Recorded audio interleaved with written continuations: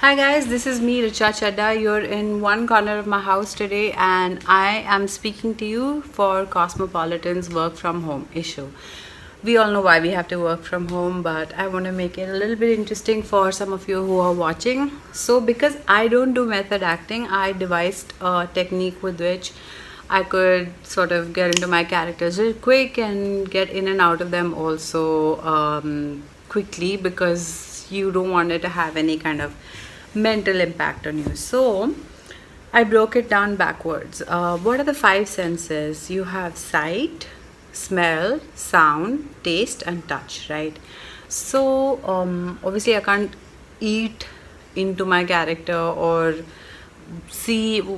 I mean, whatever the easiest thing I found I could do was use a different perfume for each character that I use, and so I have some right here, and I'm not a hoarder, so I've gotten rid of some of the perfumes from my earlier films, but I have some right here, and I'd love to take you through them. And as far as possible, I'll try to be chronological. So the first one I have here is this one.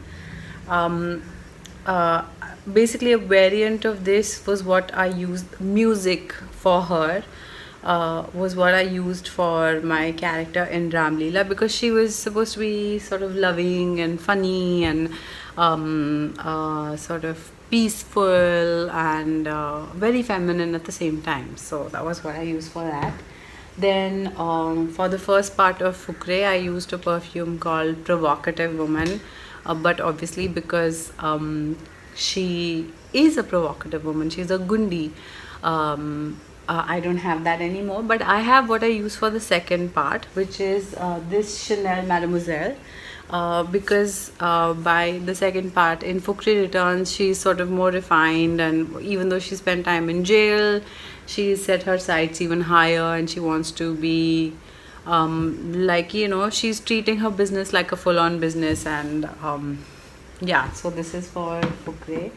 After that, this is for my film, section 375. Again, it's a Chanel. It's called Chance, because as you know, that was a legal drama. It was a courtroom drama. It was very procedural, and I played this lawyer called Hiral Gandhi, and she really believes in the client that she's representing.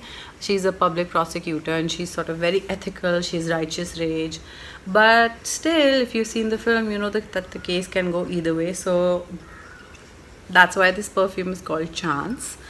And then I have something that I used for an upcoming film. It's called Shakila, and I used this. It's sort of very very traditional. It's a Forest Essentials Desi Gulab. It's beautiful. It's a very traditional, very feminine scent. And it's really really strong, because that character too is very strong, and she's a full-on feminist, like in action. Then for season 2 of Inside Edge, I used this one.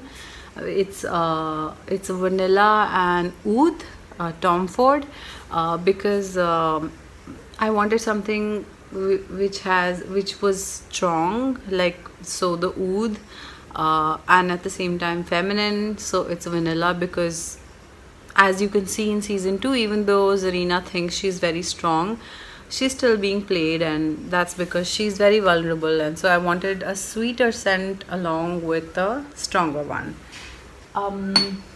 And for something that's coming up, it's a film called Madam Chief Minister. I was traveling through Morocco right before I was gonna go and shoot for that film.